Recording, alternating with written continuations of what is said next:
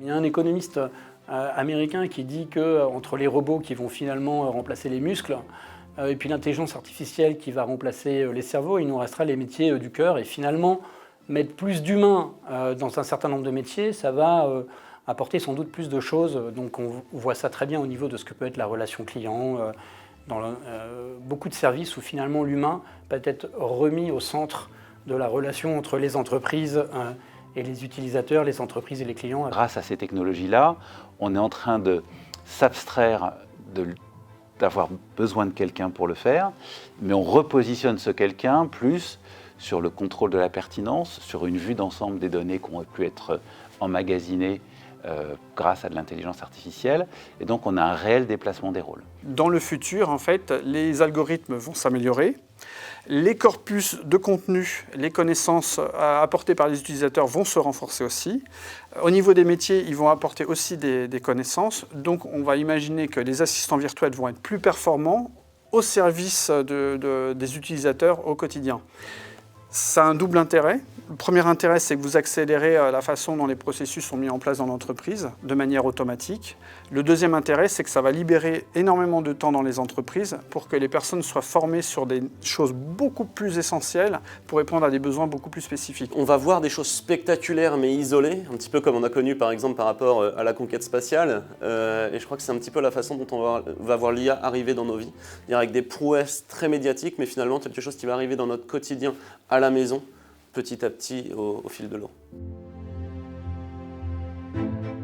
Derrière l'IA, il ne faut pas avoir le biais, la tendance de d'essentialiser l'IA. Derrière l'IA, il y a toujours un cerveau humain. Et ce cerveau humain, il a ses qualités, il a aussi ses défauts. Et donc il a besoin d'être guidé par des principes. On a besoin d'une gouvernance de l'IA en fait aujourd'hui. Et cette gouvernance, elle est à construire. Aujourd'hui, on a investi beaucoup dans l'innovation et moins dans la gouvernance. Je pense que c'est un peu tôt pour contrôler l'IA, mais je pense qu'un petit peu comme on a connu dans l'innovation, dans l'ubérisation de la société, on voit que maintenant, il y a une régulation parce qu'on a compris la direction qui était en train d'être prise, qui n'était pas forcément toujours positive. Donc je pense qu'en fait, l'IA, il faut d'abord lui laisser du temps, regarder et potentiellement contrôler à terme. À l'heure actuelle, l'IA n'est pas non plus suffisamment avancée pour arriver à être un danger, comme on peut l'entendre pour l'humanité ou même pour des business. On fait déjà que le médecin devra dire à son patient s'il utilise un logiciel d'IA ou pas dans son diagnostic. Ça, c'est une obligation, c'est la loi de bioéthique. Et elle imposera probablement à terme aussi une certification sur le logiciel d'aide à la décision pour les médecins.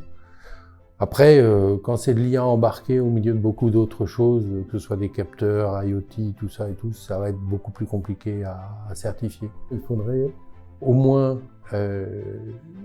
certifier tous les logiciels et les systèmes d'IA en général avant qu'ils soient déployés. Ces partenariats entre recherche publique et entreprise passent par des femmes et des hommes qui vont faire le pont, qui vont faire la jonction entre ces deux mondes qui se connaissent par ailleurs très bien dans le numérique, contrairement à ce que l'on dit parfois de manière un petit peu morose en France. Donc moi je pense qu'on arrive à les valoriser si les organisations, si les managements mettent en valeur ces femmes et ces hommes qui vont passer de la recherche publique à des entreprises ou qui vont à l'inverse passer d'entreprises à la recherche publique. L'objectif du lab, il est assez évident, c'est d'une part faire progresser la recherche pour aussi servir Criteo, mais aussi pour servir la communauté des chercheurs, puisqu'on publie tout ce qu'on fait de manière régulière. Et d'autre part, c'est, on l'espère, pouvoir susciter des projets qui deviendront les startups de demain et les Criteo d'après-demain. L'explicabilité et l'interprétabilité même des résultats d'algorithmes, en fait, c'est très important.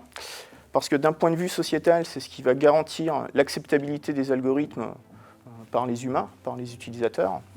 Et puis d'un point de vue technique, c'est ce qui va permettre de contrôler que les algorithmes ne sont pas en train de diverger, que les algorithmes sont tout le temps adaptés en fait, à la situation. La transparence, elle doit être surtout au niveau de l'information. On doit savoir comment les choix sont déterminés, en fonction de quels principes, en fonction de quelle gouvernance. Mais il ne faut pas avoir trop de fantasmes sur une transparence totale des algorithmes. D'abord, les algorithmes, ils ont une intelligibilité qui n'est pas accessible à tout le monde. Pour être un peu plus proche, quelque part, il faut qu'il y ait une meilleure compréhension des humains vis-à-vis de ce qu'ils peuvent faire aujourd'hui. C'est-à-dire que le champ, aujourd'hui on est encore dans un champ des possibles. D'un côté, c'est comme si vous aviez aujourd'hui, pour symboliser, c'est comme si vous aviez un marteau, du bois, des clous et des vis. Qu'est-ce que je peux faire avec? Les algorithmes, c'est exactement la même chose. L'algorithme, c'est les vis et le marteau. C'est qu'est-ce que je vais faire avec ça? Et en fait, à force d'améliorer et d'avoir le use case du voisin et d'autres use cases, les uns à côté des autres, eh bien, ça permet d'améliorer les produits qu'on est en train de fabriquer au quotidien. Et donc, je pense que ça va rapprocher l'ensemble sur du court terme. Sur du 5 ans, on va avoir des nouvelles choses qui vont apparaître très, très rapidement.